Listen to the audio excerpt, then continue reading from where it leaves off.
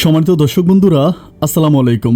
দূর দূরান্তে দেশ অথবা দেশের বাইরে থেকে ঠিক এই মুহূর্তে যে যেখান থেকে আমাকে দেখছেন, আমি আপন আর যে আপন জীবনের গল্পের নতুন একটি এপিসোডে আপনাকে বরাবরের মতো স্বাগত জানাচ্ছি। দর্শক বন্ধুরা, উপরের দিকে থুতু মারলে এটা নিজের গায়ে এসে পড়ে, এই কথাটা যেমনি বাস্তব তেমনি বাস্তব। এই দুনিয়াতে কাউকে ধোকা দিলে, এই দুনিয়াতে কারোর সাথে প্রতারণা করলে, সেই প্রতারণার ফল আপনাকে এই দুনিয়াতেই ভোগ করতে হবে। আমি জানি আপনি হয়তো আমাকে বলবেন, না ভাই কথাটা একেবারেই মিথ্যে, কারণ সেই মানুষটা আমাকে এক পৃথিবী কষ্ট দিয়ে আজ সে অনেক ভালো আছে। আমি বলবো আপনার ধারণাটা মিথ্যে, কারণ আপনি দেখেছেন তার মিথ্যে মুখের হাসিটা, দেখেননি তার ভিতরে ক্ষতবিক্ষত হৃদয়টা। দর্শক শ্রোতা, রাসেল ভাইয়ের জীবনের বাস্তব গল্পটা পড়ার পর আমার এই কথাগুলো ভীষণ মনে পড়লো। আমি আপনাকে রিকোয়েস্ট করবো যে আজকের এই জীবনের গল্পটা আপনি শুরু থেকে শেষ পর্যন্ত শোনেন, কেননা আজকে রাসেল ভাইয়ের জীবনের বাস্তব গল্পটা হবে আপনার জন্য হয়তো ভীষণ শিক্ষণীয়। তাই গল্পটা শুরু থেকে শেষ পর্যন্ত শুনে যান। ধন্যবাদ সবাইকে। সম্মানিত দর্শক বন্ধুরা, আসসালামু আলাইকুম রহমতুল্লাহ ওবারাকাতু। আমার নাম মোহাম্মদ রাসেল, আমার বাড়ি পাবনা। প্রিয় দর্শক শ্রোতা, আমার জীবনের গল্পটা শুরু করার শুরুতেই আমি আপনাদেরকে আমার পরিবারের ব্যাপারে জানিয়ে রাখি। আমার পরিবারে আমি আছে, আমার বাবা আছে, মা আছে, আমার একটা ছোট বোন। আমাদের পরিবারটা একটা মধ্যবিত্ত পরিবার। আমার আব্বা হচ্ছে গ্রাম্য একজন পশু ডাক্তার। আমি খুব ছোটোবেলা থেকেই খেয়াল করে দেখতাম, কারো হাঁস, মুরগি, ছাগল কিংবা গরুর কোনো রকম অসুস্থ হলে মানুষ দৌড়ে আমাদের ঘরে চলে আসতো, আর আমার আব্বা গিয়ে যথারীতি ট্রিটমেন্ট করত। আমি ছোটোবেলা থেকে অনেক বেশি একজন মেধাবী স্টুডেন্ট ছিলাম, যার নিরীক্ষে বাবা আমাকে নিয়ে স্বপ্ন দেখেছিল যে বাবা আমাকে ডাক্তার বানাবে। এজন্য একদম ছোটোবেলা থেকে বাবা আমার প্রতি খুব বেশি কেয়ারিং। আমার আব্বা প্রতিদিন সন্ধ্যার সময় আমাকে নিয়ে পড়তে বসতো, রাত 8টা-9টা পর্যন্ত আমাকে আব্বা পড়াইতো। আমার আব্বা যথেষ্ট মিশুক একজন মানুষ। আমার কাছে মনে হয় যে আমার দুনিয়াতে যদি আমার কোনো বেস্ট ফ্রেন্ডের নাম কেউ জিজ্ঞেস করে, আমি আমার আব্বুর নামটা বলবো। আব্বু আমার এত ভালো একটা বন্ধু ছিল যে আমার মুখের দিকে তাকালে আমার হৃদয়টা স্পষ্ট বুঝতে পারতো। আমি যখন ক্লাস 8-এ পড়ি, তো আমাদের গ্রাম থেকে হচ্ছে আমার স্কুলটা একটু দূরে, পায়ে হেঁটে যেতে হয় অনেক দূরে। তো আমি কিন্তু কোনো সময় আমার আব্বাকে বলতাম না যে আব্বা আমার সাইকেল লাগবে বা আমি পায়ে হেঁটে যেতে আমার কষ্ট হয়। আমি খুব খেয়াল করে দেখি কয়েকদিন পরে আমার আব্বা একদিন নিজে আমাকে জিজ্ঞেস করতেছে, রাসেল আমার তো মনে হয় যে তোর একটা সাইকেল লাগবে। আমি বললাম যে কেন বাবা, এটা কেন মনে হলো? আমার আব্বা বলে যে তোর মুখের দিকে তাকালে আমার কাছে মনে হয় যে তুই আমার কাছে একটা সাইকেল চাইবি। আমি বলি, বাবা সংসার চলতেই তো কষ্ট হয়ে যায়, তুমি আর হাঁস মুরগির চিকিৎসা করে কত টাকায় পাও? একটা সাইকেল কেনার জন্য অনেক টাকা লাগবে, এত টাকা এখন কোথায় পাবো? সেই সময় একটা সাইকেলের দাম ছিল 1800 থেকে 2000 টাকা, কিংবা যদি ফোনিক্স নাও হতো তাহলে 3000 বা তারও বেশি লাগতো। কিন্তু হিরো যেই সাইকেলগুলো ছিল এগুলো 1800, 2000 কিংবা হাইস্টলে 2200। তো আমার আব্বা খুব কষ্ট করে 2 মাস পর্যন্ত টাকা জমায়। আমি খুব খেয়াল করে দেখি যে 2 মাস আমার আব্বা, আমাদের ঘরে কোনো মাছ কিংবা মাংস রান্না করা হয়নি, আমরা সবসময় ভেজিটেরিয়াল খাইতাম। অ্যান্ড আব্বা টাকাটা জমাইতো। একটা পর্যায়ে আমার আব্বা আমার জন্য একটা সাইকেল কিনে আনে। আমার খুব মনে আছে, আমি ছোটোবেলায় খাতার ভিতরে লিখতাম যে রাসেল প্লাস সাইকেল, কারণ একটা সাইকেল আমার আসলেই খুব বেশি দরকার ছিল। তো যাই হোক, এভাবে আমি ক্লাসে সবসময় ফার্স্ট বয় ছিলাম। একদম ক্লাস 6 থেকে শুরু করে ক্লাস 9 পর্যন্ত আমার রেজাল্ট সবসময় খুবই ভালো ছিল। কিন্তু আমি যখন এসএসসি পরীক্ষার কিছুদিন আগে, এসএসসি পরীক্ষার 15 কি 16 দিন আগে হঠাৎ করে আমার টাইফয়েড জ্বর হয়। আমার যখন টাইফয়েড হয় তখন আমি আর ঠিকমতো পড়াশোনা করতে পারি না, আমি প্রচুর পরিমাণ দুর্বল হয়ে যাই। এবং দেখা গেল কি যে আমি যখন পরীক্ষা দিতে যাই তখন আমি পরীক্ষার হলে ঢুলে পড়ে যাই। আমি যখন গণিত পরীক্ষা আমার যেদিন ছিল সেদিন আমি পরীক্ষার হলে ঢুলে পড়ে যাই।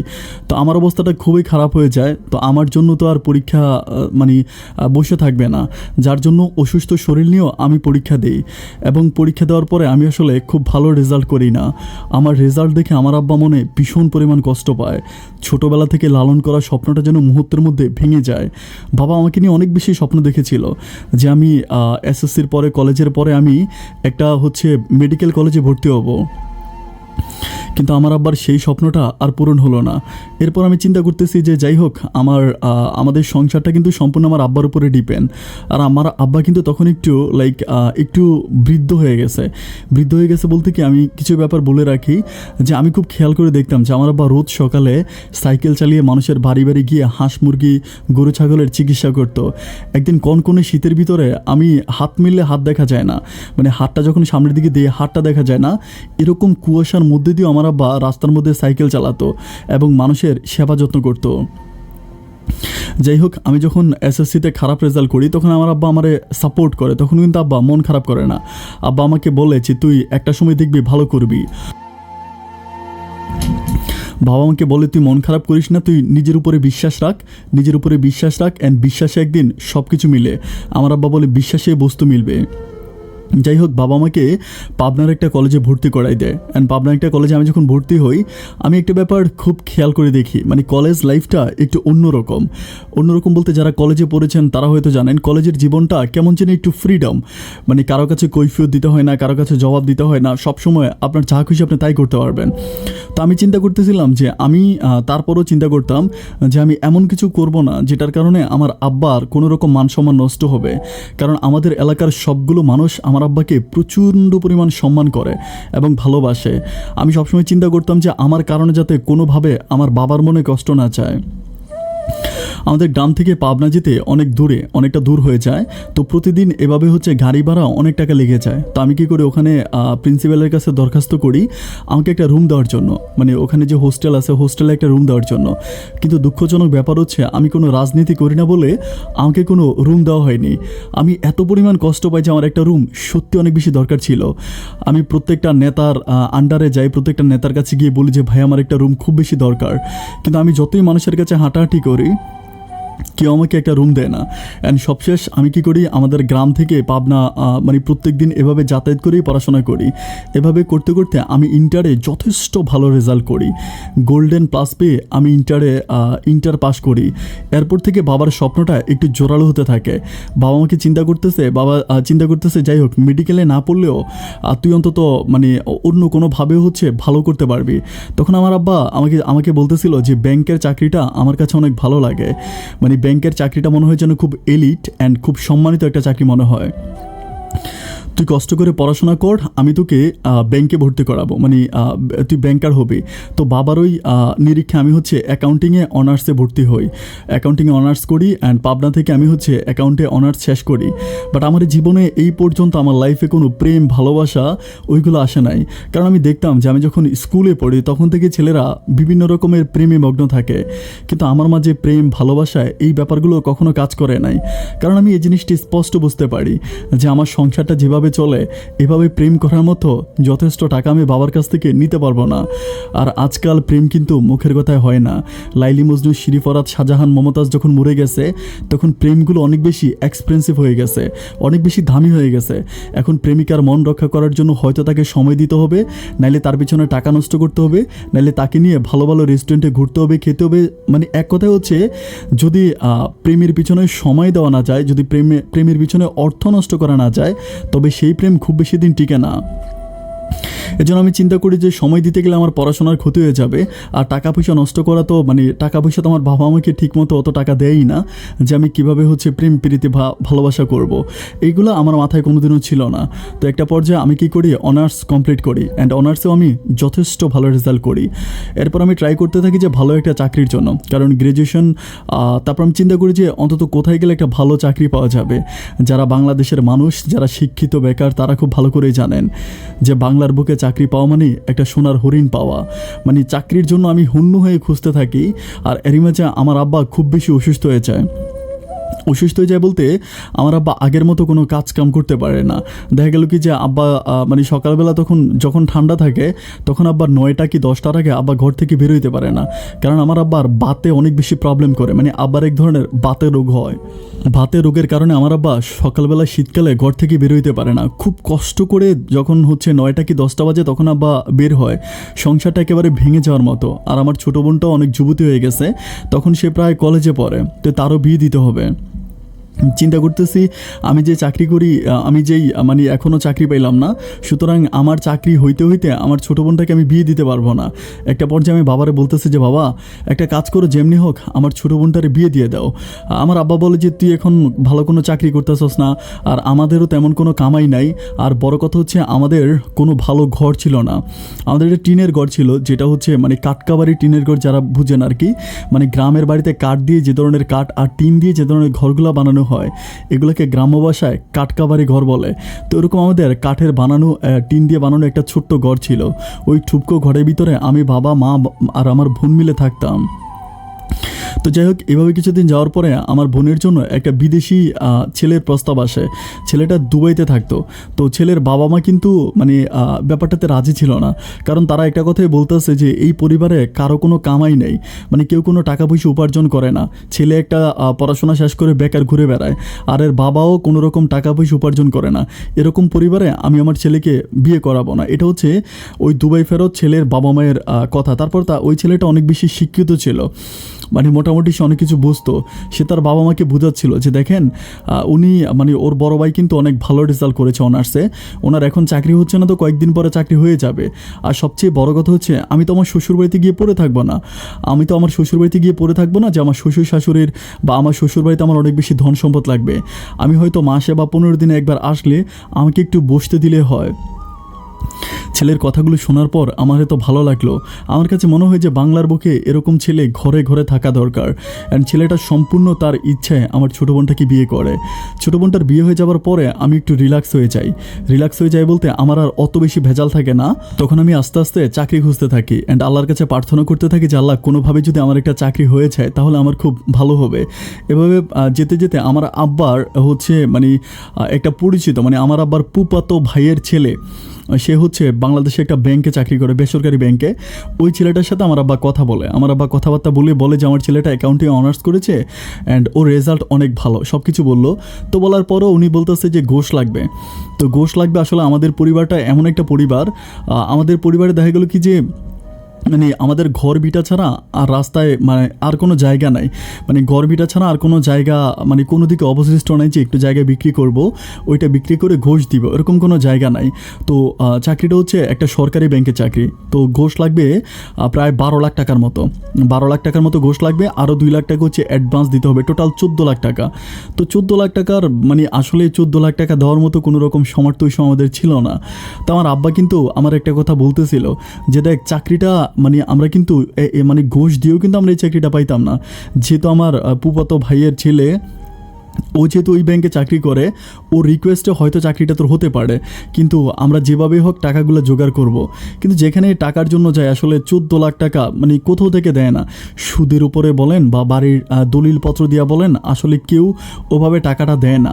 একটা পর্যায়ে আমার আব্বা সিদ্ধান্ত নেয় যে আমাদের যে ঘরটা আছে, ঘরের সামনে যে উঠান আছে, উঠান বলতে যারা গ্রামের মানুষ তারা খুব ক্লিয়ার করে বুঝবেন, বাড়ির সামনে যে ছোট্ট একটা মাঠের মতো থাকে ঘরের সামনে, এটাকে উঠান বলে। তো ওই উঠানটা আমার আব্বা বিক্রি করবে।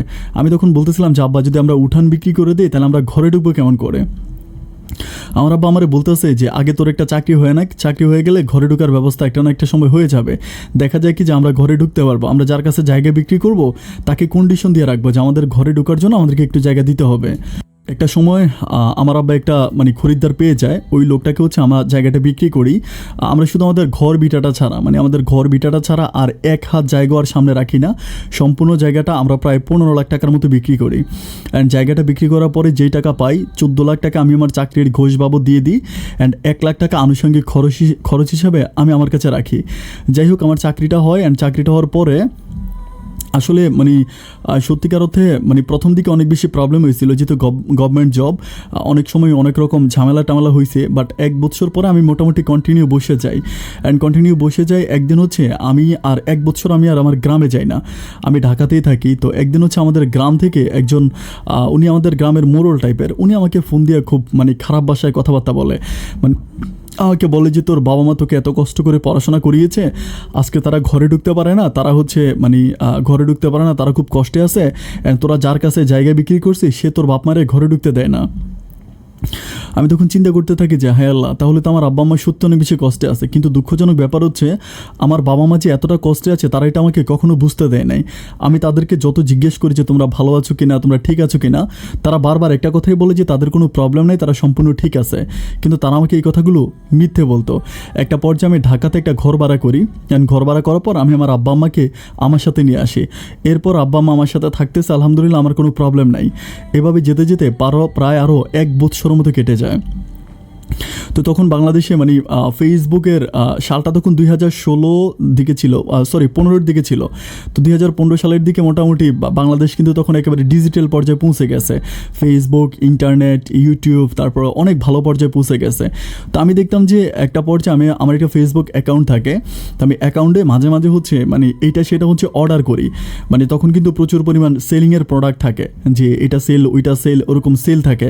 তো আমি দেখতেছি যে মানে ওইখানে মানে একটা মেয়ে অনেকগুলো শাড়ি, তারপর হচ্ছে মানে মেয়েদের যেই পোশাক আশাকগুলো হয় না, এগুলো বিক্রি করতেছে। আমি তখন চিন্তা করতেছিলাম যে মানে আমার তো কোনো পছন্দের মানুষ নাই, আমি এরপরও একটা ড্রেস কিনবো। এটা আমি এমনিতেই মানে আমার একটা ড্রেস অনেক ভালো লাগছে, বাট আমার ওই ড্রেসটা দেওয়ার মতো কোনো মানুষ নাই। তো আমি চিন্তা করলাম যে ড্রেসটা কিনবো। তো আমি কী করি, ওইখানে মানে ভিডিওর নিচে কমেন্টস করি, মানে কমেন্টস করে বলি যে এই ড্রেসটার কথা বলি। তখন উনি বলে যে ড্রেসটার দাম হচ্ছে 1800 টাকা। তো আমি বলি যে আমি 1800 টাকা দিব, ড্রেসটাও কিনবো।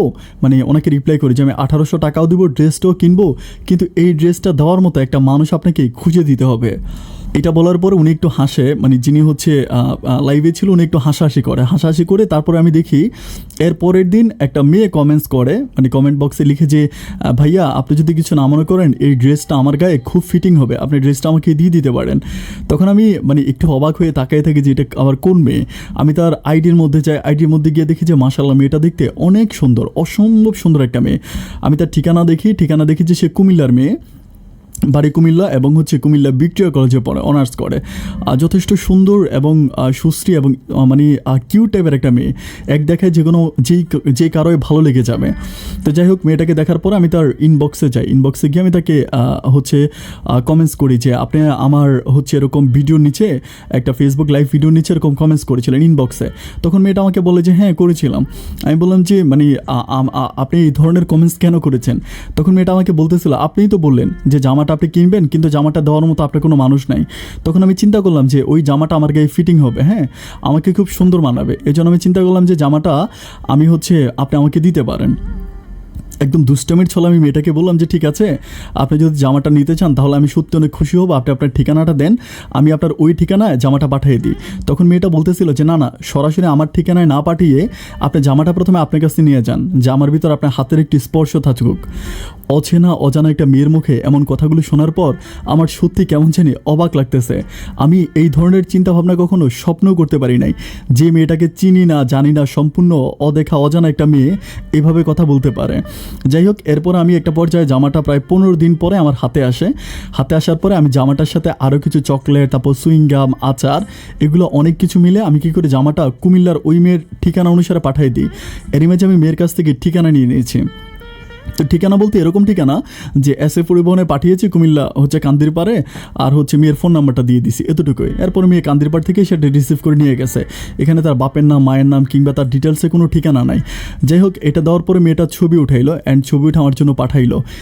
যেমনি বলেছিল যে ড্রেসটা পরলে তাকে সুন্দর লাগবে, আমি আসলে যতটা সুন্দর চিন্তা করেছিলাম, বাট দেখে মনে হচ্ছে যে আরও বেশি সুন্দর লাগতেছে, অমায়িক লাগতেছে, মানে চোখে না দেখলে বিশ্বাস করা যায় না। আমি বারবার ছবিটার দিকে তাকাই এবং ছবিটা আমি আমার মোবাইলে ডিসপ্লেতে দিয়ে রাখি। কোনো প্রেম হয়নি, ভালোবাসা হয়নি কোনো মনের লেনা দেনা। এরপরেও কেন জানি এই মেয়েটার কথা আমার বারবার মনে পড়ে। আমি কোনোভাবেই বুঝতে পারি না যে কেন মেয়েটা আমার মনের মণিকোঠায় এভাবে আঘাত করে। যাই হোক, এভাবে আরও বেশ কিছুদিন কেটে যায়। কিছুদিন কেটে যাওয়ার পরে আমি চিন্তা করতেছি, তখন কিন্তু মেয়েটার সাথে আমার মাঝে মাঝে ফোনে কথাবার্তা বলা হয়। কথাবার্তা বলার একটা পর্যায়ে মেয়েটা আমাকে বলতেছে, আচ্ছা ভাইয়া আমি আপনাকে কি একটা কথা বলতে পারি? আমি বললাম হ্যাঁ বলেন। তো বলতেছে যে দেখেন, আপনি আমার জন্য ড্রেসটা পাঠাইছেন, আমি সত্যি অনেক খুশি হয়েছি, আর আমি বুঝতে পারছি যে আপনি সত্যি অনেক ভালো মনের মানুষ। আচ্ছা আমি যদি একটা কথা বলি আপনি কি রাগ করবেন? আমি বলি না, রাগ করার কি আছে, রাগ করবো না। আমাকে বলে আমি যদি ড্রেসটার টাকাটা আপনাকে পাঠাই দিই আপনি কি নেবেন? আমি তখন মানে সত্যিকার কথা আমার কাছে কেন জানি একটু কষ্ট লাগছিল। আমি তারা বললাম যে আমি আপনাকে গিফট করেছি, কেউ কাউকে গিফট করলে কি সেটার দাম নেয়? তো বলতেছে না, আপনি তো আসলে আমাকে চিনেন না, এভাবে আমরা ফোনেই কথা বলি, তো এভাবে এটা ব্যাপারটা কেমন দেখার আমার নিজের কাছে অনেক বেশি ছোটো মনে হয়। আমি তখন তারে বলি যে কি মনে হইলে মানে আপনি আমার কাছ থেকে ড্রেসটা নিছেন, আপনার যদি কি মনে হইলে মানে আমার সম্বন্ধে কি মনে হইলে আপনার নিজেকে ছোট লাগবে না, আমাকে সেটা বলেন। তখন মেয়েটা আমাকে বলতেছে আচ্ছা মানে ছোট লাগবে না যদি আপনি আমার বয়ফ্রেন্ড হন, তাহলে আর আমার ছোট লাগবে না। মানে একটা বয়ফ্রেন্ড তার গার্লফ্রেন্ডকে একটা জামা গিফট করতেই পারে, এটা যদি হয় তাহলে আমার আর হচ্ছে আমার আর খারাপ লাগবে না। আমি তখন মেয়েটাকে বলতেছিলাম যে ঠিক আছে তাহলে আপনি ধরে নেন যে আমি আপনার বয়ফ্রেন্ড। এটা বলার পর মেয়েটা খিলখিলিয়ে হেসে ওঠে, আমাকে বলে সত্যি?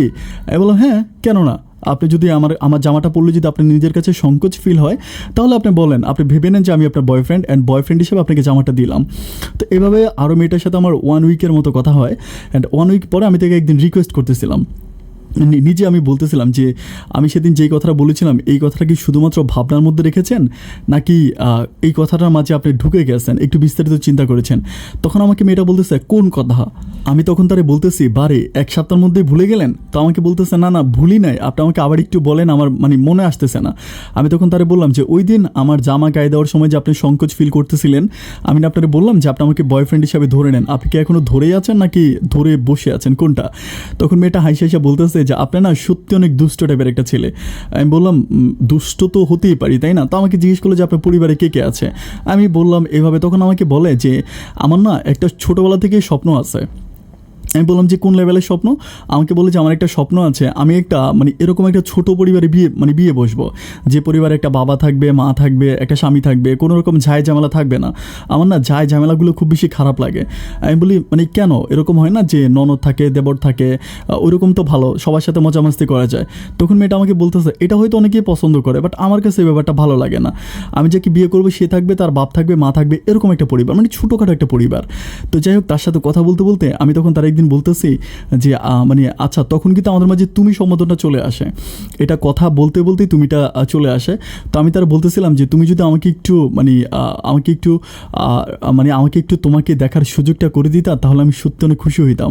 আমাকে বলতেছে বারে আপনি তো আমাকে প্রতিদিনই দেখেন, আমি তো আপনাকে প্রতিদিনই ছবি পাঠাই। আমি বললাম ছবির দেখায় আর দু চোখে সরাসরি দেখার মাঝে অনেক বেশি পার্থক্য আছে। আমি যদি মানে কুমিল্লাতে আসি তাহলে কি আমি তোমার সাথে দেখা করতে পারবো? তা আমাকে বলতেছে যে হ্যাঁ মানে পারবা না কেন? আমি তখন তারে বলতেছি ঠিক আছে তাহলে তুমি আমাকে তোমার ঠিকানাটা একটু দাও, আমি তোমাকে আসি। তো বলতেছে যে আমার ঠিকানা হচ্ছে কুমিল্লা ভিক্টোরিয়া কলেজ, তুমি ভিক্টোরিয়া কলেজে আসলে আমাকে দেখতে পারবা। এরপর আমি কি করি, এর পরের দিন আমি লেট করি না, এর পরের দিন আমি অফিস থেকে 2 দিনের ছুটি নেই, 2 দিনের ছুটি নিয়ে কুমিল্লা ভিক্টোরিয়া কলেজে যাই। ভিক্টোরিয়া কলেজে যাওয়ার পরে ওর সাথে আমার দেখা হয়। আমি সামান্য মোবাইলের ছোট্ট একটা ডিসপ্লেতে যে মেয়েটাকে দেখেছিলাম, বাস্তবে মেয়েটাকে দেখার পরে আমি অবাক হয়ে গেলাম। আমি যে মেয়েটাকে দেখেছিলাম যে মানে আমি তাকে ছবির মধ্যে দেখেছিলাম সে যতটা সুন্দর, বাস্তবে মেয়েটা আরও অনেক বেশি সুন্দর। মানে এত যে সুন্দর আমি বলে বুঝাতে পারবো না। আমার কাছে মনে হয় এই আমার জীবনে এই প্রথম আমি আমার পছন্দ মতো কোনো একটা মেয়ে দেখেছি। আমি স্কুলে পড়েছি, কলেজে পড়েছি, বিশ্ববিদ্যালয়ে পড়াশোনা করেছি এবং চাকরি জীবনে এসেছি, কিন্তু আমার এই লম্বা জীবনের স্টোরিতে কখনো এত সুন্দর মেয়ে আমি দেখি নাই। মেয়েটাকে দেখার পর আমার এত ভালো লাগলো, আমার মনে হয় কি যে এক দেখায় আমি তার প্রেমে পড়ে গেলাম। আমি এটাকে বলতেছিলাম যে আমি তাকে বলতেছিলাম যে তুমি যে এতটা সুন্দর আমি এটা চিন্তাও করতে পারি নাই। তখন মেয়েটা আমাকে বলতেছে ও আচ্ছা, তার মানে তুমি কিন্তু অনেক বেশি চালাক, বুঝে গেলাম। আমি বললাম কীভাবে বুঝলা যে আমি অনেক বেশি চালাক? তখন আমাকে বলতেছিল যে যেই ছেলেরা মেয়েদের প্রশংসা করতে পারে এবং সামনাসামনি, কারণ তারা খুব ভালো করে জানে যে মেয়েদের সামনাসামনি প্রশংসা করলে তারা অনেক বেশি খুশি হয়। সো তুমি আমার সামনাসামনি প্রশংসা করতেছো আমাকে খুশি করার জন্য, পাম মারতেছো তাই না? আমি বলতেছি না না, মোটেও পাম মারতেছি না, আসলেই তুমি দেখতে অনেক বেশি সুন্দর, আমি যেমনটা চিন্তা করেছিলাম বাট এর চেয়ে আরও বেশি সুন্দর হয়ে গেছো তুমি। তখন বলে যে আচ্ছা ঠিক আছে। তো আমাকে নিয়ে মেয়েটা অনেক ঘুরে কুমিল্লা, লাইক হচ্ছে কোটবাড়িতে যায়। কোটবাড়ি অনেক সুন্দর জায়গা, আমার জীবনে আমি প্রথম কুমিল্লাতে গিয়েছিলাম। কুমিল্লা কোটবাড়ি, তারপর শালবন বিহার, দেন হচ্ছে রাজবাড়ি, দেন হচ্ছে বৌদ্ধ মন্দির, তারপরে হচ্ছে অনেক সুন্দর। মানে আসলে মানে আমার কাছে মনে হয় যদি কেউ আমাকে বলে যে বাংলাদেশের সবচেয়ে সুন্দর দর্শনার্থী জায়গা কোনটা, আমি একদম চোখ বন্ধ করে বলে ফেলবো কুমিল্লা। অ্যান্ড কুমিল্লার মানুষগুলো অত্যন্ত ভালো, মানে এত ভালো মানুষ যে বলে বোঝাতে পারবো না। কেন আমি ব্যাপারটা বলি, আমি যখন কোটবাড়ি থেকে বিশ্ব রোড আসতেছিলাম সিএনজি দিয়ে, তো আমার কাছে ভাঙতি ছিল না, মানে ভাঙতি ছিল না বলতে ভাঙতি ছিল 50 টাকা, তো ওনার ভাড়া ছিল 80 টাকা, আর আমার কাছে 1000 টাকা নোট ছিল। আমি 50 টাকা দেওয়ার পরে আর 30 টাকা তাকে দিতে পারতেছি না। তখন ওই লোকটা আমাকে বলতেছে যে মামা দিতে হবে না, আপনি আমাদের এলাকার মেহমান। ওই লোকটার সাথে আমার কথাবার্তা হয়েছিল আসার পথে, যে আমি পাবনা থেকে আসছি মানে আপনাদের এই কুমিল্লাটা দেখার জন্য। তো আমি খুবই অবাক হয়ে গেলাম যে আমাদের পাবনার কোনো মানুষ হলেও কিন্তু অতটা রেসপেক্ট বা এতটা ছাড় দিত না। তখন আমি তারে বলতেছি যে অনেক তো ঘোরাফেরা হলো, এবার না হয় আমি আমার গন্তব্যের উদ্দেশ্যে রওনা দিই। আচ্ছা, আমি এতক্ষণ পর্যন্ত তার নামটাই কিন্তু বলি নাই, আমি নামটাই বলতে ভুলে গেছিলাম। তার নাম ছিল সানজিদা। তো আমাকে বলতেছিল যে, আমি বললাম যে সানজিদা অনেক তো হইলো, এবার না হয় আমি চলে যাই। তখনও আমাকে বলতেছে যে মানে আসলা ঠিকমতো কুমিল্লাটাকে দেখলেও না, এখনই চলে যাবা, ব্যাপারটা কেমন না, তুমি চাইলে কিন্তু আরও মানে কয়েকটা দিন থেকে যেতে পারো। আমি তারা বললাম যে তুমি তো জানো যে আমি একটা ব্যাংকে চাকরি করি, সুতরাং আমার পক্ষে আসলে এত লম্বা সময় ধরে বাইরে থাকাটা সম্ভব না, আমি মাত্র 2 দিনের ছুটি নিয়ে আসছি। তখন আমাকে বলতেছে 2 দিনের ছুটি নিচ্ছ, তো একদিন তো গেল, আরেক দিন তো সামনে আছে, তাই না? সো আরেকটা দিন থাইকা যাও। আমি তখন তার রিকোয়েস্টে আমি চিন্তা করতেছি, আচ্ছা যেহেতু ও যেহেতু বলতেছে যে আমি থাকি, কিন্তু আমি তার বলতেছি যে আমি কোথায় থাকবো, আমি তো আসলে এরকম মানে আমার তো কুমিল্লাতে কোনো রিলেটিভ নাই যে আমি কারো বাসায় গিয়ে থাকতে পারবো, আর তুমি কি তোমার বাসা আমাকে নিতে পারবা? তখনও আমার দিকে তাকে মাথাটা নত করে বলতেছে, আসলে মানে তুমি বলছো আমারও ইচ্ছে করতেছে আমার বাসায় নিয়ে যাওয়ার জন্য, কিন্তু আমার বাসায় অনেক প্রবলেম, আমি তোমাকে আমার বাসায় নিতে পারবো না। আমি তখন তারে বললাম যে তাহলে, ও বলে যে কুমিল্লা এখানে মানে আমরা নূরজানের সামনে দাঁড়াইছিলাম, তো আমার বলতেছে নূরজানের মাঝে আবাসিক হোটেল আছে, তুমি যদি চাও আমি তোমাকে ওইখানে হোটেলে একটা রুম বুকিং করে দিতে পারি। আমি বললাম যে ওকে ফাইন। তো আমরা রুমের জন্য হোটেলে যাই, ওইখান থেকে আসলে রুম দেওয়া হয় না, ওরা বলে যে মানে বিভিন্ন রকমের প্রবলেম দেখায় যে এটা সেটা। তো আমি মানে ওরা প্রথমে মনে করছিল আমরা দুজনে থাকবো। তো এরপর আমি বলতেছি যে ভাই প্রবলেমটা কি? তো বলে ভাই যে আইনি লোকেরা আসে, মানে আইনের লোকেরা আসে বা পুলিশ এসে ঝামেলা করে। আমি তখন বললাম যে আরে ভাই আমি তো একা থাকবো, সুতরাং পুলিশ এসে কী করবে? তো বলে যে আচ্ছা একা থাকবেন? আমি বলি হ্যাঁ একা। তো উনি আমাদেরকে একটা রুম দিয়ে দেয়। যাই হোক, এরপরে রুমটার মধ্যে আমি থাকি। এরপরের দিন সে আমার সাথে আবারও সকালবেলা দেখা করতে আসে। আমরা কুমিল্লাতে বিভিন্ন জায়গায় আবারও তাকে নিয়ে ঘুরতে ঘুরতে সন্ধ্যা হয়ে যায়। বাট সেদিন কেন জানি তার প্রতি আমার অন্যরকম একটা মায়া ভালোবাসা জন্মে যায়। আমার সেদিন আর যাইতে ইচ্ছে করতেছে না। আর আরেকটা ব্যাপার হচ্ছে, তার মোবাইলের ভিতরে সে আমাকে তার গ্রামটা দেখায়। তার গ্রামের পাশে হচ্ছে একটা ছোট্ট লাইক আমি বলবো যে নদী বলবো না, একটা খালের মতো আছে। জায়গাগুলো এত সুন্দর লাগতেছিল, চোখে না দেখলে বিশ্বাস করা যায় না। আমি তারা বলতেছিলাম যে আমি যাব না, আমি তোমার খালের পাড়ে ঘুরতে যাব। ও আমাকে বলে যে খালের পাড়ে রাতের বেলায় ভূত থাকে। আমি বলি ভূত থাকলে কি হয়, আমি তো পরীকে নিয়ে যাব। বলে পরী পাইলা কই? আমি বলি এই যে আমার সামনে পরী দাঁড়ায় আছে। তখন সে মুসকে মুসকে হাসতে হাসতে বলতেছে সত্যি যাবা? আমি বলি আমি সত্যি যাবো। ও বলে আচ্ছা ঠিক আছে, তাহলে তুমি আজকে যাও না, আজকেও থেকে যাও। এরপর আমি অফিসে আবারও ফোন করে ছুটি বাড়াই, অ্যান্ড বাড়ানোর পরে আমি আজকে রাতও হোটেল নূরজানে থাকি। থাকার পরে রাত থেকে আনুমানিক প্রায় 10টা থেকে 10:30 মতো বাজে। ও আমাকে ফোন দিয়ে বলে যে আমি তোমার জন্য একটা সিএনজি পাঠাইছি, তুমি সিএনজি করে চলে আসো। আমি বলতেছিলাম যে আমি সিএনজি করে কোথায় যাব? ও বলতেছে সিএনজি যেখানে তোমাকে নিয়ে আসবে তুমি সেখানেই আসো। তো সিএনজিওয়ালার নাম্বার দিয়ে দেয় সিএনজি ড্রাইভারের। তো আমি ওই ড্রাইভারকে ফোন করি। ফোন করার পরে উনি আমাকে মানে হোটেল নূরজানের সামনে থেকে রিসিভ করে। তো রাতের বেলায় সিএনজি যাচ্ছে। সিএনজি যেতে যেতে আমাকে একটা গ্রামের মধ্যে, একদম মানে মেঠো গ্রাম যেটাকে বলেন, একদম অজপাড়াগার একটা গ্রামের ভিতরে ঢুকাই ফেলে। অ্যান্ড ঢুকানোর পরে আমি ওর মোবাইলের ভিতরে যে খালের ছবিটা দেখেছিলাম, সেম খালের মাঝে মানে আমাকে নিয়ে যায় ওই খালের পাড়ে। অ্যান্ড ওইখানে দাঁড়ায় থাকার পরে ছেলেটা কী করে, ওকে ফোন করার পরে আমার মনে হয় যে ওর বাড়ি আশেপাশেই ছিল।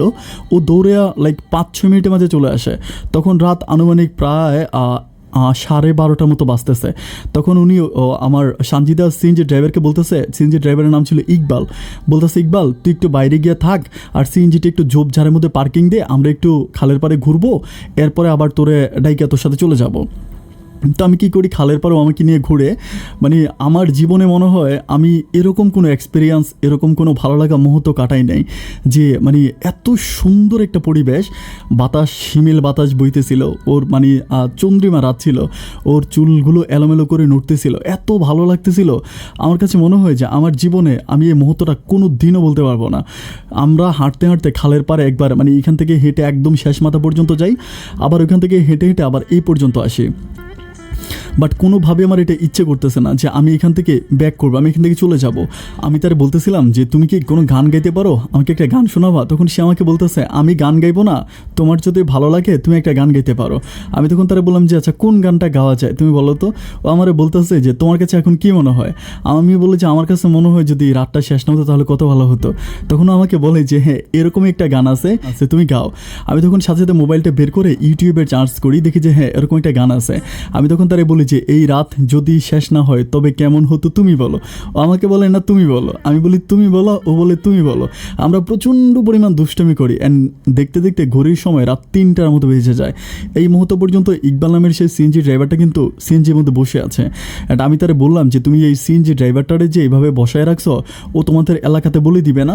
তখন ও আমাকে বলতেছিল যে দেখো ও আমার সাথে পড়াশোনা করছে, ও আমার ক্লাসমেট, ও ক্লাস 8 পর্যন্ত পড়াশোনা করছে আমার সাথে, এরপর ও আর পড়াশোনা করেন, সিএনজি চালায়, আমার খুব ভালো একটা বন্ধু, ও কখনো হচ্ছে আমার সাথে এরকমটা করবে না। আমি তখন কি করি, আমি তখন ওই তাকে বলি যে ঠিক আছে 3টা তো বেজে গেছে, অ্যান্ড দেখা গেল হঠাৎ করে কোনো মানুষ যদি এখানে চলে আসে তাহলে প্রবলেম হয়ে যেতে পারে। ও আমাকে বলতেছে আমাদের এখানে রাতের বেলায় কোনো মানুষ আসে না, কোনো মানুষ সচরাচর রাতের বেলা এখানে আসে না, আর জায়গাটা সবসময় রাতের বেলায় ফাঁকাই থাকে। অ্যান্ড মাছের সৃজন হইলে মাঝে মাঝে মানুষ মাছ ধরার জন্য আসে, কিন্তু এখন তো আর মাসের সময় না, সুতরাং কোনো প্রবলেম নাই। তো তার সাথে ঘোরাফেরা করতে করতে একটা পর্যায়ে আমি তারা বলতেছি আচ্ছা ঠিক আছে আমরা তো অনেক ঘুরলাম, এখন না হয় আমি চলে যাই। তো আমি কী করে চলে যাই, যাওয়ার পরে এদিক দিয়ে কিন্তু মানে আমার পরিবার থেকে কিন্তু খুব প্রবলেম হচ্ছে, আব্বা আম্মা কিন্তু আমাকে প্রচণ্ড পরিমাণ ডিস্টার্ব করতেছে ফোন করে।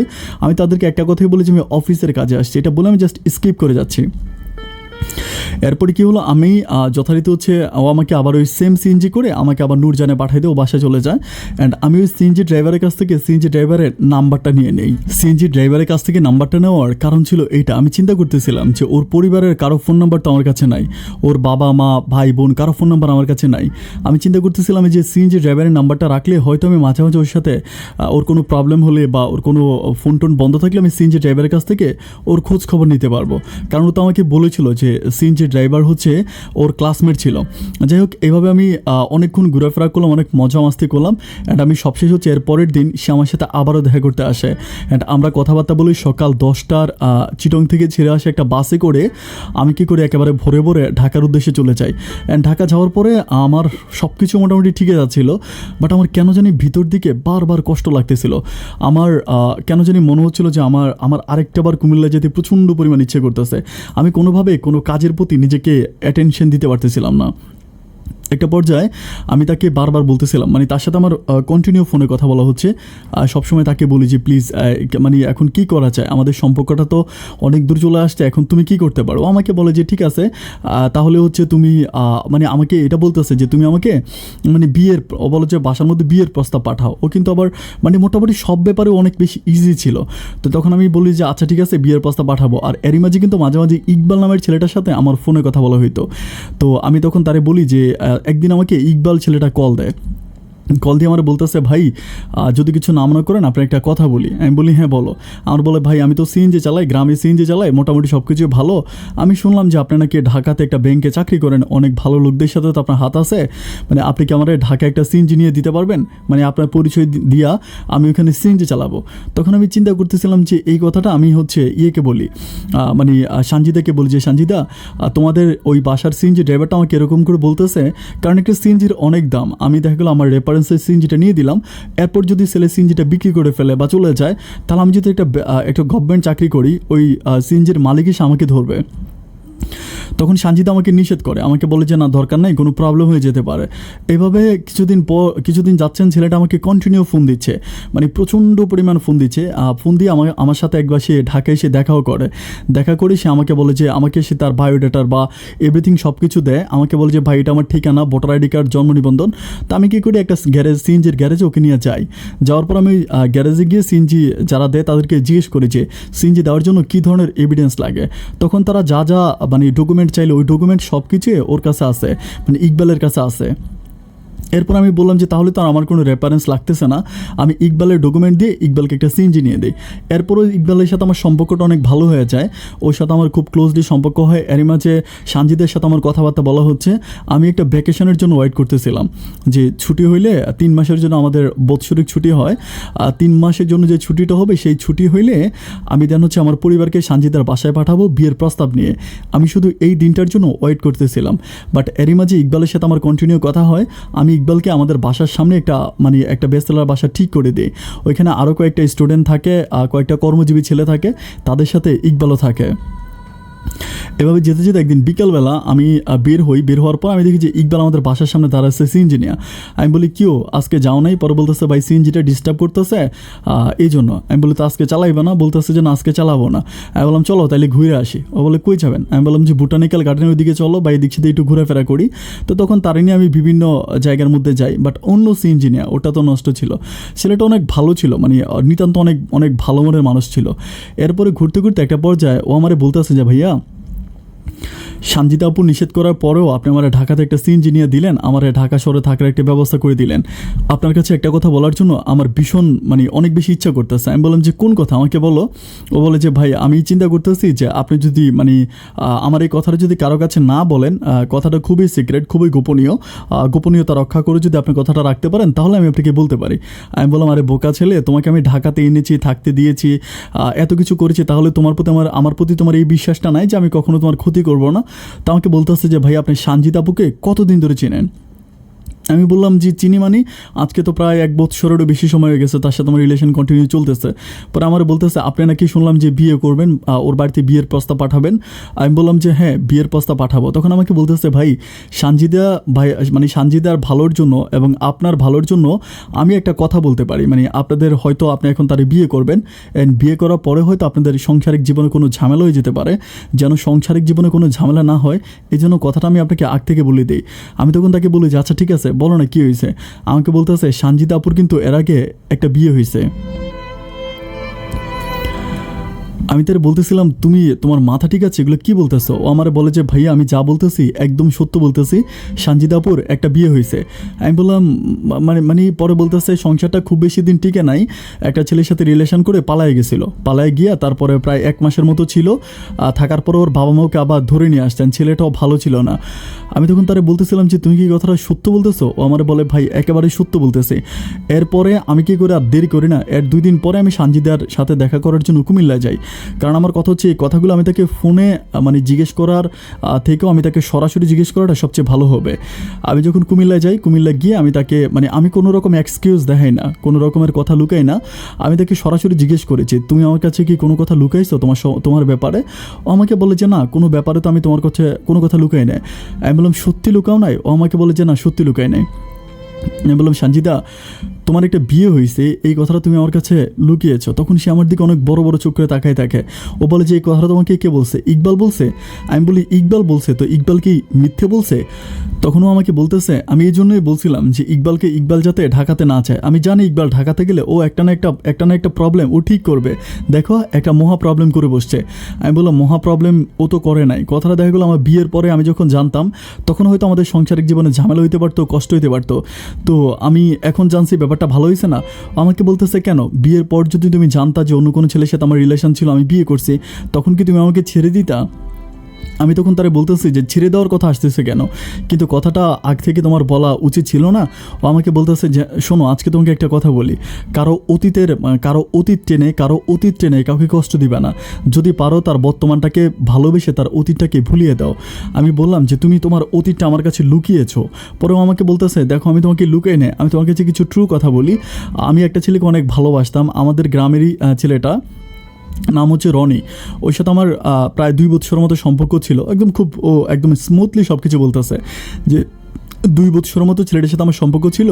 অ্যান্ড একটা পর্যায়ে আমিও পারিবারিকভাবে আমার বাবা মা ওর কাছে বিয়ে দেবে না, কারণ ছেলেটা একটু অন্যরকম ছিল, একটু ফাজনীতি করতো, এরপরে নেশা করতো, এটা আমার পরিবার পছন্দ করতো না।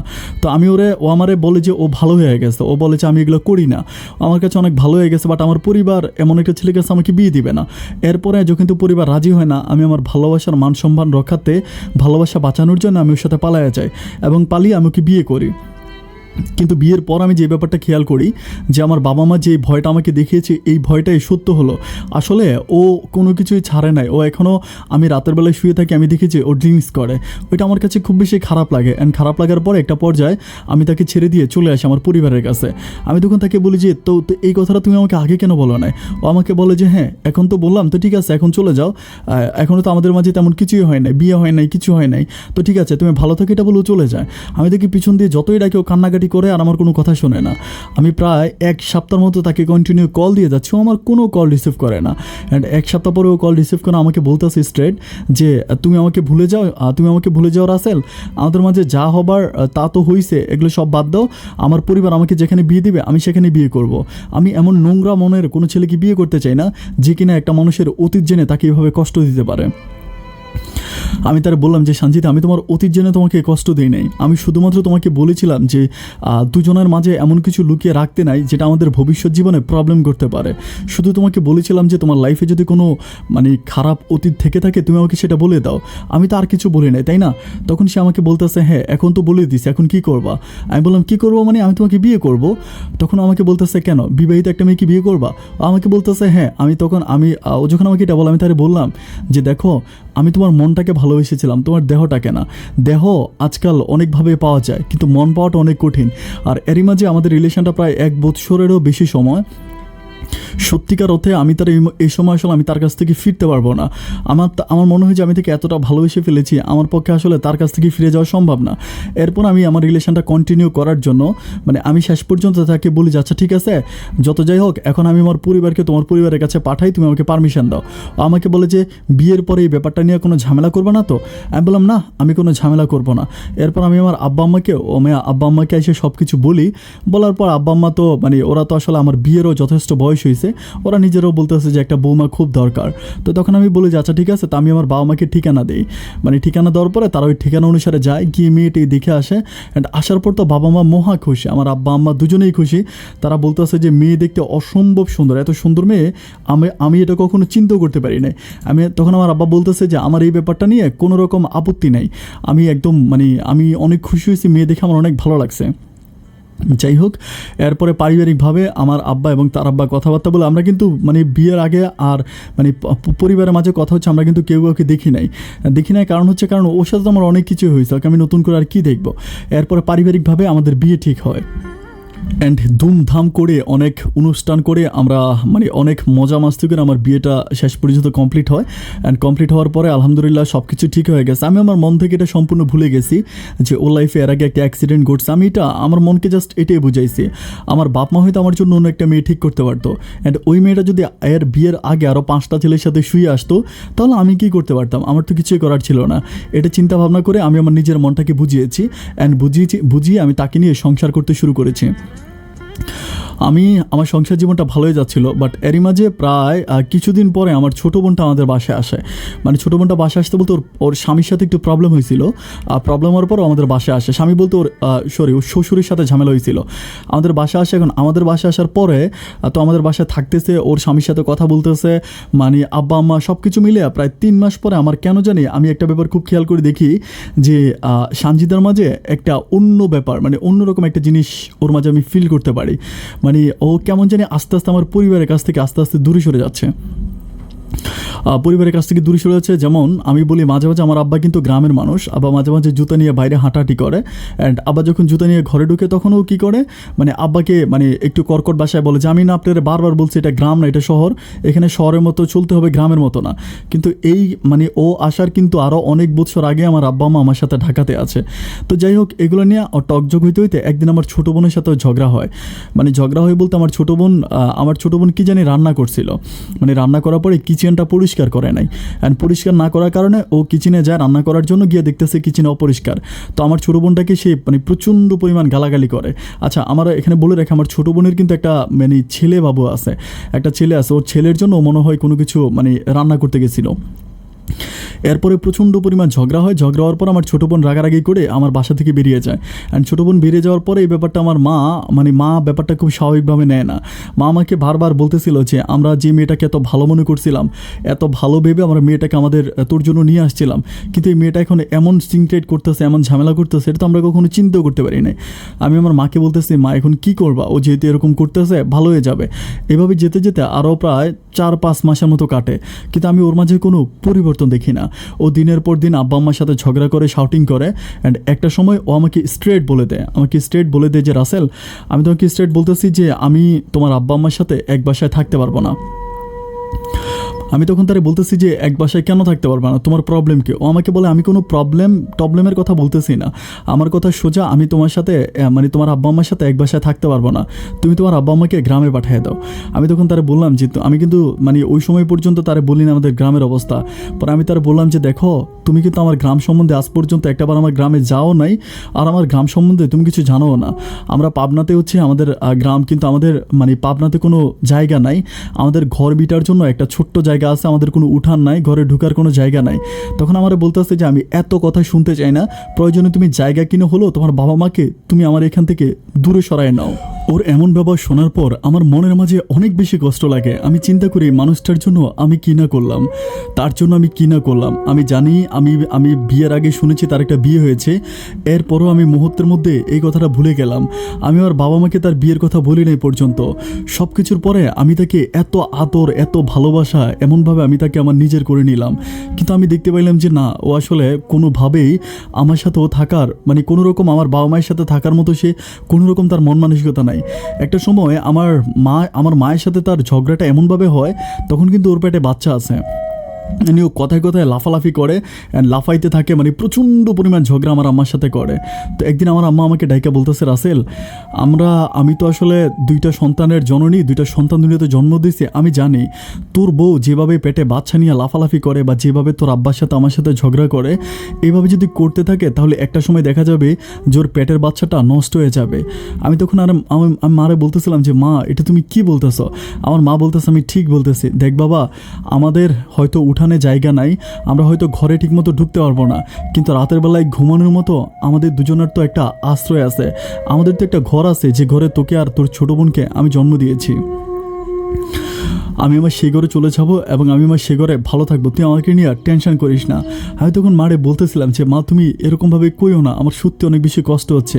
আমার মা আমাকে বারবার একটা কথাই বলে, আমি চাই না আমাদের সাথে ঝগড়া করে তোর সন্তানটাই দুনিয়াতে আসার আগেই মরে যাক। এটা বলার পর আমার আব্বা আম্মা একরকম কান্না করে আমার ঘর থেকে চলে যায়। আমার কাছে মনে হচ্ছিল যেন তখন আমার ঘর থেকে 2টা ফেরেস্তা বের হয়ে গেছে, সাদা মাঠে একটা পাঞ্জাবি পরে আর সাদা একটা কাপড় পরে আমার মা আমার ঘর থেকে বেরিয়ে যায়। মা যখন বেরিয়ে যায় তখন আমি ড্রয়িং রুমে বসে থাকি।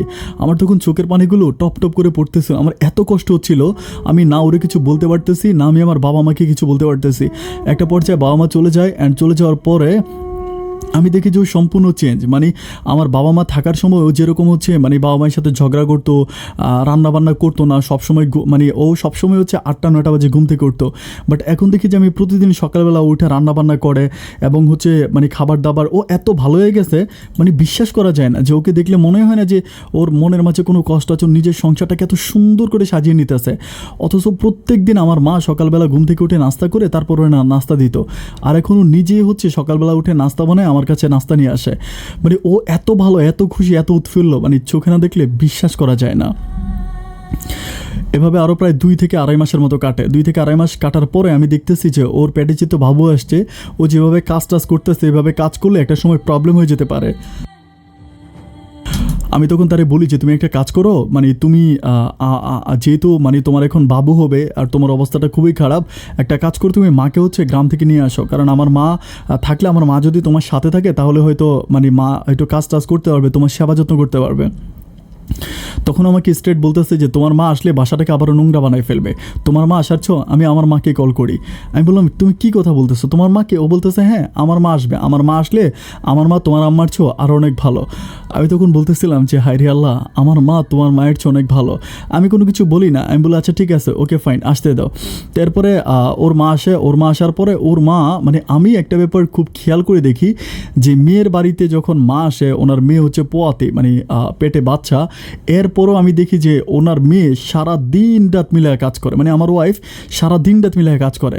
এবং খুবই সারপ্রাইজ এটা যে আমার শাশুড়ির কাপড় চোপড় পর্যন্ত আমার ওয়াইফ ধুয়ে দেয়।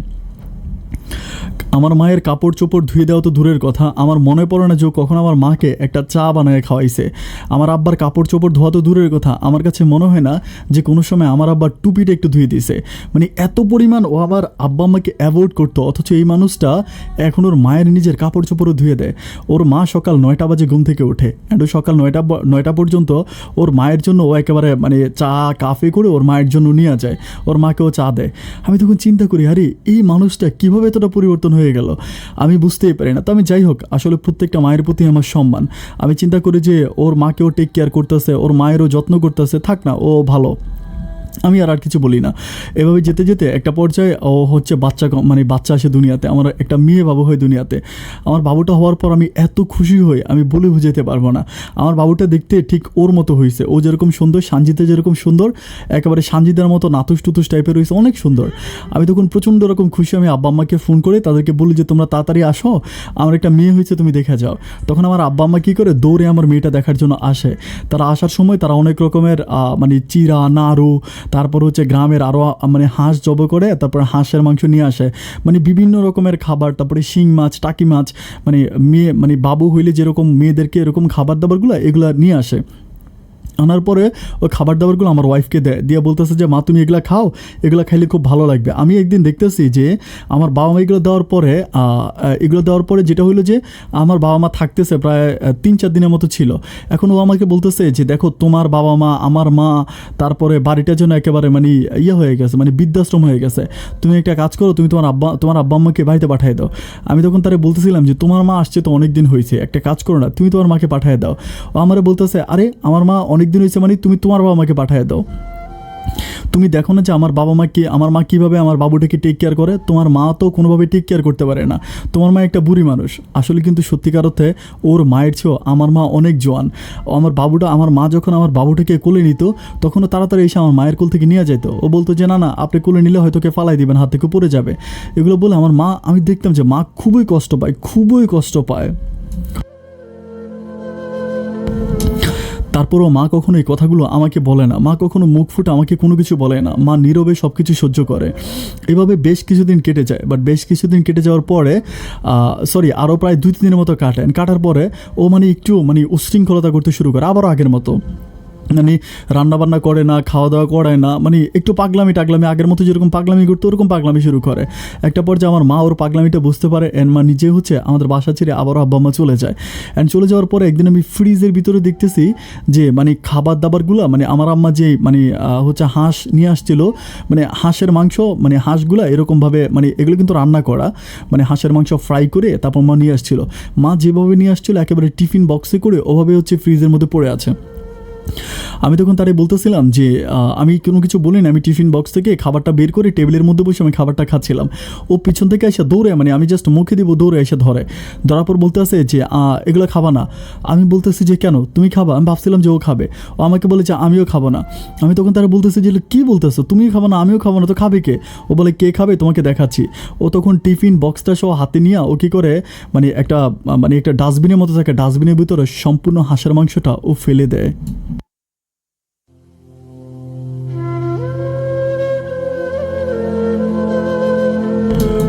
কষ্টটা তখন কোথায় লাগে আমি ঠিক বলে বুঝাতে পারবো না, মনের অজান্তে আমার চোখ দুটো জলে ভিজে যায়। আমি তারে বলি তুমি হাঁসের মাংসটা কেন ফেলে দিলে আমাকে বলো তো। ও আমাকে বলতেছে কেন ফেলে দিছি তুমি জানো না, আমার মা বলছে এই হাঁসের মাংসের মাঝে কিছু না কিছু মিশানো আছে। আমি বললাম কী মিশানো আছে? তখন আমাকে বলতেছে অবশ্যই হয়তো আমার মেয়েটাকে মেরে ফেলবে, নাইলে হচ্ছে তোমাকে তোমার বাবা মা বশ করে আমার কাছ থেকে নিয়ে যাবে। এগুলো ওই তোমাদের ওইদিকের পাবনার মানুষগুলো ওইগুলো করে, আমার মা আমারে বলছে। আমি তারে বলতেছি হায় রে সানজিদা, আজকে কার কারণে, আমি তারে বলতেছিলাম দুঃখ করে যে কার কারণে মিষ্টি খাইলা হুজুর চিনলা না। এই যেই মা আমারে কোলে পিঠে করে বড় করছে সেই মায়ের ছেলের কামাই খাইয়া তুমি আজকে সেই মারে গালি দিতেছ, সেই মায়ের সন্দেহ করতেছ। ও আমারে বলতেছে মায়ের এত সুদূর পুত্র যদি হয়ে থাকো তাহলে মায়ের কাছে চলে যাও না, আমার কাছে কেন রইছ, আমার কাছে থাকার দরকার কি? এভাবে রাগারাগি করতে করতে একটা পর্যায়ে আমি খুব খেয়াল করে দেখি যে মানে আমি চিন্তা করতে থাকি। আমি নামাজ পড়ে আল্লাহর কাছে বলি যে আল্লাহ তুমি তো সব কিছু দেখতেছো, ও যে কী করতেছে না করতেছে, আল্লাহ তুমি তো সব কিছু দেখতেছো। আর আমার মন বলতেছিল যে ও এটার প্রতিফল কিছুদিনের মধ্যে পাবে। এভাবে যেতে যেতে প্রায় 1 মাস কি 1.5 মাসের মতো কাটে। অ্যান্ড 1-1.5 মাস পরে একটা প্রবলেম আমি খেয়াল করে দেখতে পাই। বলতে আমার মেয়েটা মানে আমরা যখন হাত দেওয়ার জন্য এক পাশ থেকে মেয়েটাকে হাত দেওয়ার জন্য কোলে নেওয়ার জন্য এক পাশ থেকে হাত দিই, তখন আমি খুব খেয়াল করে দেখতে পাই যে মেয়েটা মানে অন্যদিকে তাকায় থাকে। হয় না যে ঝুনঝুনি যখন মানে ওর সামনে যখন ঝুনঝুনি নেওয়া হয় ও ঝুনঝুনি দেখে না, যখন আমরা এক পাশে গিয়ে ওকে ঝুনঝুনি বাজাই তখনও মানে কানে যখন শব্দ শোনে তখনও কী করে দেখে, আর এমনিও দেখে না। আমি যখন বুঝতে পারতেছিলাম না যে কী ব্যাপার কী হলো, আমি তাড়াতাড়ি ওকে নিয়ে ডাক্তারের কাছে যাই। আমাদের এখানে ডাক্তার ছিল, ডাক্তারের কাছে নিয়ে যাওয়ার পরে ডাক্তার অনেকগুলো টেস্ট দেয়। ওর টেস্ট করার পরের দিন ডাক্তার আমাকে বলতেছিল যে আমার মেয়েটা জন্ম থেকে অন্ধ।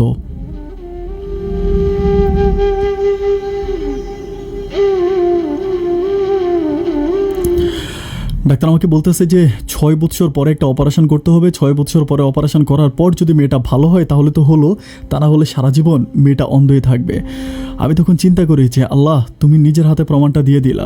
তখন আমি চিন্তা করি যে যত যাই হোক প্রমাণ দেখ আর যাই হোক এটা তো আমারই মেয়ে। আমি আমার বাবা মাকে যখন ফোন করে বলি যে আমার মেয়েটা অন্ধ হয়েছে, তখন আব্বা আম্মা প্রচণ্ড পরিমাণ কান্নাকাটি করে, মানে প্রচণ্ড পরিমাণ কান্নাকাটি করে। তারা বলে যে বাবা ইনশাল্লাহ ঠিক হয়ে যাবে। এরকম প্রথম দিকে হয়তো মানে ছোটো বাবু তো ডাক্তার হয়তো বুঝতে পারে নাই। আমার আব্বা মা আমাকে প্রচণ্ড পরিমাণ বুঝায় যে তুই মন খারাপ করিস না, সব কিছু ঠিক হয়ে যাবে, আমাকে প্রচণ্ড পরিমাণ বুঝায়। কিন্তু আমার শাশুড়ি এবং আমার বউ সবসময়, আমার বউ আবারও আমাকে ব্লেম দিয়ে যাইতেছে যে আমার মা নাকি ওকে দেখার সময় কিছু একটা নিয়ে আসছিল, মানে আমাকে নাকি কি তাবিজ করছিল, মানে কি তাবিজ তোমার নিয়ে আসছিল এই জন্য আমার মেয়েটা অন্ধ হয়েছে। মানে যত যাই হোক ব্লেম আমার বাবার উপরে, আমার মায়ের উপরে, আমার বাবা মায়ের উপরেও দোষ দিবে। এভাবে কিছুদিন যাওয়ার পরে আমি চিন্তা করতেছিলাম যে এটা কেমন কথা, আমার সন্তানটা আজকে অন্ধ হয়ে গেল। আল্লাহ তো সব কিছু উপরে বসে বসে দেখতেছে, আল্লাহ তো সব কিছুই দেখতেছে, ও আমার উপরে এইভাবে অত্যাচার করতেছে আর এভাবে ওর মাকে নিয়ে বাসায় পড়ে আছে। আমার তখন নিজের মাঝে অনেক বেশি খারাপ লাগে। আমি তখন চিন্তা করতে থাকি যে আল্লাহ আজকে আমার মেয়েটাকে অন্ধ বানাইছে, কালকে আমাকে আরেকটা বিপদ দিয়ে দিবে। আমার আব্বা আম্মা মুখ থেকে অভিশাপ না দেখ, কিন্তু আল্লাহ তো উপরে বসে বসে সব কিছু দেখতেছে, আল্লাহ তো আর নির্বাক না, আল্লাহ তো সব কিছুই দেখতে পারতেছে। আমি তখন চিন্তা করতেছি যে অন্য কিছু যাই হোক আমি আমার বাবা মাকে আবারও ঢাকাতে নিয়ে আসবো। আমি ওকে কোনো কিছু না বলে আমাকে বলি যে আমি একটু গ্রামে যাব, আমার গ্রামে কাজ আছে, এটা বলে আমি গ্রামে যাই। অ্যান্ড গ্রামে যেদিন যাওয়ার পরের দিন আমি আমার আব্বা আম্মাকে আমার সাথে আসার জন্য বলি, বাট আমার আব্বা আম্মা আসতে চায় না। আমি খুব রিকোয়েস্ট করি যে তোমরা আমার সাথে চলো, অনেক রিকোয়েস্ট করার পর আমার আব্বা আম্মা বলতেছে যে আচ্ছা ঠিক আছে যাব। এরপর আমার আব্বা আম্মা আমার সাথে ঢাকাতে আসে। অ্যান্ড আমার আব্বা আম্মাকে দেখার পর ওর চোখ দুটো কপালে উঠে যায়। ও আমাকে বলে তুমি কি তোমার আব্বা আম্মাকে আনার জন্য গ্রামে গেছিলা? আমি বলি হ্যাঁ আব্বা আম্মাকে আনার জন্য গ্রামে গেছিলাম। কেন আব্বা আম্মা আসবে না আমার বাসায়? তো বলতেছে দেখো আমি তোমাকে বারবার একটা কথা বলছি, আমি চুপ, আর কোনো কথা শুনতে চাই না। তোর কারণে আজকে আমার মেয়েটা অন্ধ হয়েছে, তোর নিজের অহংকারের কারণে আল্লাহ তোর নিজের হাতে প্রতিফল দেখাইছে। এটা নিয়ে কি করি, ওর সাথে আমার সংসার হয়, বাট ওর সাথে আমার প্রতিদিন ঝগড়া, মানে এমন ঝগড়া, মানে প্রত্যেকদিন ওর সাথে আমার ঝগড়া লেগে আছে। ওর মা ওর পক্ষ নিয়ে আমার সাথে ঝগড়া করে, অ্যান্ড আমার মা যদি কোনো রকম বাধা দিতে যায় তখনও আমার মায়ের সাথে ঝগড়া করে। মানে এমন হয়ে গেল যেন একটা বাসার ভিতরে দুইটা পরিবার, মানে গ্রুপ হয়ে গেছে একটা সংঘর্ষ করার জন্য। যেরকম দুইটা গ্রুপ না, এক গ্রুপে আমার বাবা মা, আমি আরেক গ্রুপে ওর মা। এরকম করে প্রায় আরও 3-4 মাসের মতো কাটে। 3-4 মাস কাটার পরে আমি দেখতে পাই যে ও একদিন আমার সাথে প্রচণ্ড পরিমাণ ঝগড়াঝাটি করে। মানে ঝগড়াঝাটি করে ও করে কি ওর মাকে নিয়ে ও হচ্ছে চলে যায়। তো আমার বাবুটাকে নিয়ে চলে যায়। পরে আমার মা, আমি অফিসে থেকে আমার বাবা মাকে কল দিয়ে বলতেছে যে বৌমা তো চলে গেছে বাবা। আমি বললাম যে কেন চলে গেল? আমার আব্বা বলতেছে তা তো জানি না। যখন ও বাসা থেকে বেরিয়ে যায় কাপড় চোপড় নিয়ে, তখন তার আমি বলছিলাম যে বৌমা রাসেল যাই বলুক না কেন আমি আমার বউকে নিয়ে তোমার শাশুড়িকে নিয়ে গ্রামে চলে যাব, তোমরা ঢাকাতে থাকো, কোনো প্রবলেম হবে না। কিন্তু তোর বউ আমার কোনো কথা শুনলো না, আমার কোনো কথা না শুনে আমার সাথে উল্টা রাগারাগি করে ও মানে বাসা থেকে বেরিয়ে যায়। তখন আমি তারা কল দিই, আমি তাকে বলি যে তুমি কই যেতেছো? আমাকে বলে আমি কুমিল্লায় চলে যাচ্ছি। আমি বলি এটা কেমন কথা বলতেছো, তুমি কুমিল্লায় চলে যাচ্ছ? আমাকে বলে হ্যাঁ আমি এখানে কেন থাকবো, কার জন্য থাকবো? আমি বলি কার জন্য থাকবো মানে তুমি আমার জন্য থাকবা? ও আমাকে বলে জি না, তোমার মতো একটা রাস্কেলের সাথে আমি আমার জীবনটা কাটাইতে পারবো না। আমি তারে বলি তুমি কি পাগল হয়ে গেছো, এগুলো কী বলতেছো? আমি তোমার জামাই না? আমার বলে তোমার মতো জামাইয়ের সাথে আমি চাই না। এটা বলেও ফোনটা বন্ধ করে তারা যতই কল দিয়ে ওর ফোন ধরে না। যাক, এভাবে আমি আমার বাবা মায়ের সাথে ঢাকাতে আছি। আর আমার দুধের মেয়েটারে নিয়ে গেলো, আমার মেয়েটার কোনো ক্ষতি হয় কি না। 1 সপ্তাহ পরে মা বলতেছে তুই যা বউটারে নিয়ে আয়, কারণ হচ্ছে হয়তো আমার তোর মেয়েটার কোনো ক্ষতি করে ফেলতে পারে। তখন আমার মা আমাকে এভাবে বলার পরে আমি তখন যাই কুমিল্লাতে, বাট যাওয়ার পরে ওদের বিহেভিয়ার সম্পূর্ণ চেঞ্জ, মানে বিহেভিয়ার সম্পূর্ণ চেঞ্জ। আমি ওরে বলি যে তুমি আমার মেয়েরে দিয়ে দাও, ঠিক আছে তুমি না আসলে ওর একটাই কথা, ও আর আমার বাড়িতে আসবে না। এভাবে ওর সাথে আমার ঝগড়া হয়, ঝগড়া হওয়ার পরে ঘরের ভিতরে ঝগড়া হয়। আমি বলতেছি তুমি আমার বাড়িতে আসবে না, তখনও আমার বাবা মাকে নিয়ে খুবই নোংরা ভাষায় কথা বলে, মানে এত খারাপ ভাষায় আমার বাবা মাকে নিয়ে কথা বলে। আমি তখন সহ্য করতে পারতেছিলাম না। আমি কি করি, ওরে কষে আমার একটা থাপ্পড় মারি, মানে থাপ্পড় মারার পরে ও ঘুরে ঢুলে পড়ে যায়। ঢুলে পড়ে ও কী করে, ঢুলে পড়ে ওখান থেকে জুতা থাকে, ও জুতা নিয়ে আমাকে মারার জন্য আসে। যখন জুতা নিয়ে মারার জন্য আসে তখন আমি ওর হাত চাপি ধরে ওর আমি সোফার মধ্যে ফেলে হচ্ছে ওর চুলের মুঠি ধরে আমি ওকে মারতে থাকি। অ্যান্ড মারতে থাকি, একটা পর্যায়ে ওর একটা চাচাতো ভাই দৌড়ে ঘরে ঢুকেও আমার কলার চেপে ধরে ওর চাচাতো ভাই আমাকে ইচ্ছা মতো মারে।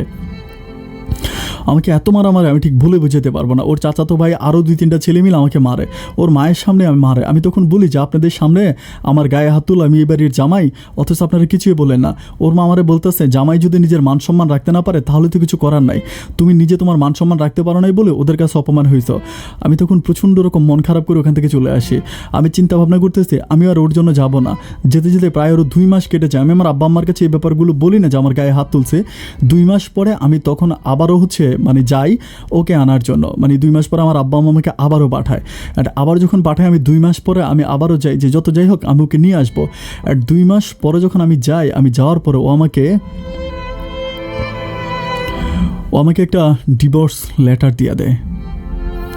আমাকে বলে যে অনেক দিন তোমার সাথে সংসার হয়েছে, বাট আই এম সরি যে মানে স্বামী তার বউয়ের গায়ে হাত তুলতে পারে, এমন স্বামীর সাথে আমি আর থাকবো না, তুমি তোমার মতো করে ভালো থাকো, এটা বলে ও আমাকে ডিভোর্স দেওয়া দেয়। ডিভোর্স দেওয়ার পর আমি বলি যে আমার মেয়েটাকে দিয়ে দাও। তখন আমার মেয়েটাকে দিবে না, যতই বলি যে না ও আমার মেয়েরে দিবে না, মেয়ে ওর কাছে রাখবে।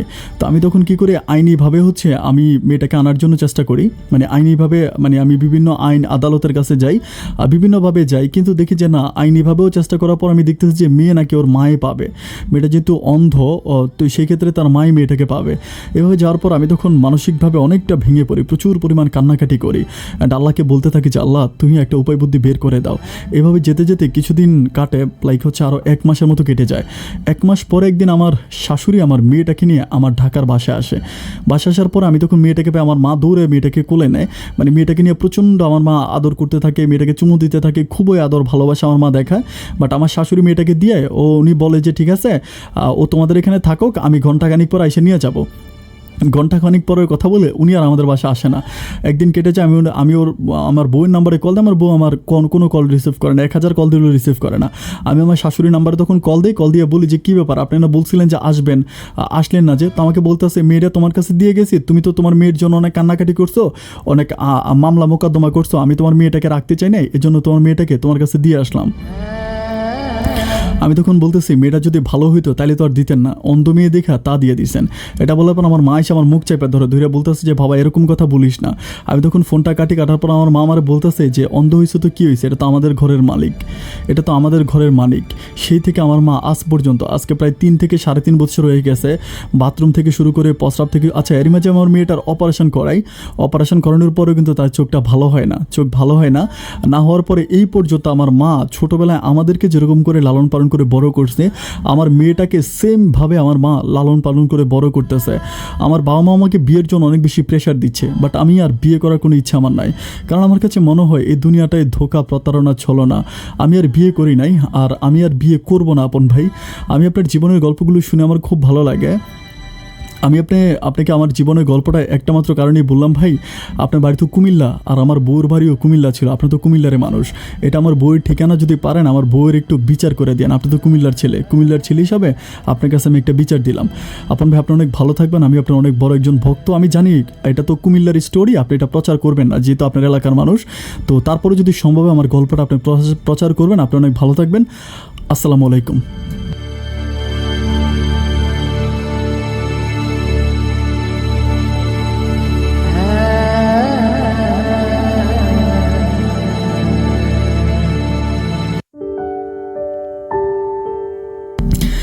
একটা প্রশ্ন রাখি আপনাদের সবার কাছে, সেটা হচ্ছে মক্কার মানুষ কি দোজখে যাবে না?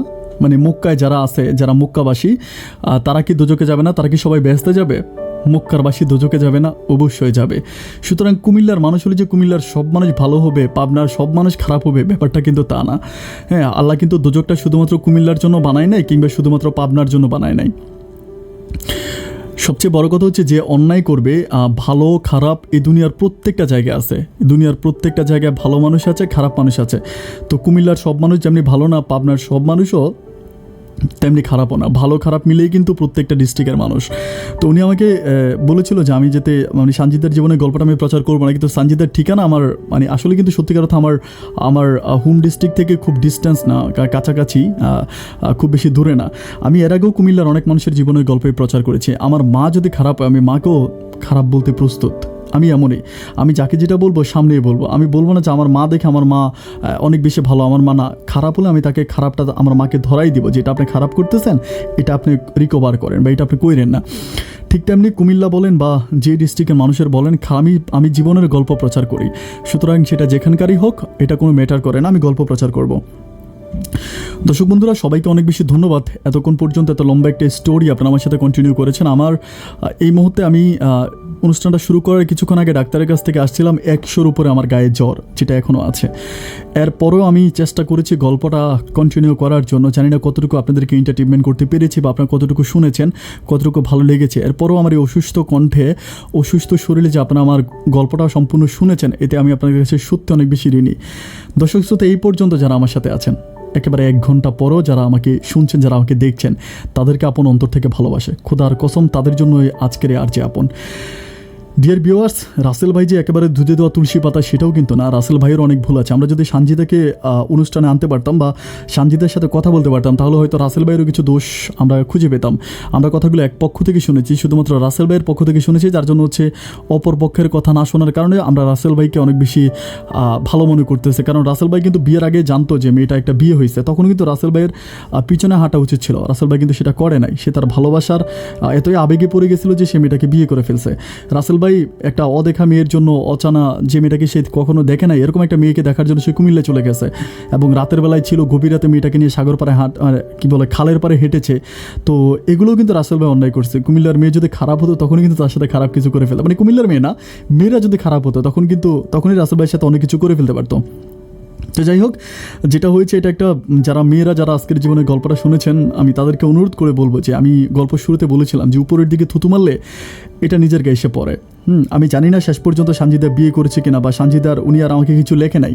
ওনার সাথে ডিভোর্সের পরে, মেয়ে দেওয়ার পরে সানজিদার কী হয়েছে উনি আর এটা জানে না। উনি এই ব্যাপারে আর কোনো রকম কথা আমার সাথে বলে নাই, বা উনি এটুকুনি বলেছিল। তো রাসেল ভাইয়ের একটা ফোন নাম্বার আমার এখানে ছিল, আমি ট্রাই করেছিলাম, 2-3 বার কল দিয়েছিলাম, বাট কল বেজেছে, উনি আমার কলটা রিসিভ করেন। আই ডোন্ট নো কেন রিসিভ করে নাই। দর্শক বন্ধুরা, এই গল্প থেকে যেটা শিখেছেন সেটা মনে রাখবেন। যদি মনে রাখেন, তবেই আপনার এই 1 ঘন্টা সময় কাজে লাগবে। সবাই অনেক ভালো থাকবেন, সুস্থ থাকবেন। আপনাদের ভালো থাকার প্রত্যাশা আমি আজকের মধ্যে এখানেই বিদায় নিচ্ছি। অন্য কোনো দিন অন্য কারো বাস্তব জীবনের গল্প নিয়ে, জীবনের গল্প এই অনুষ্ঠানে আমি আবারও হাজির হয়ে যাব। সে পর্যন্ত সবাই ভালো থাকবেন আর সুস্থ থাকবেন। আসসালামু আলাইকুম।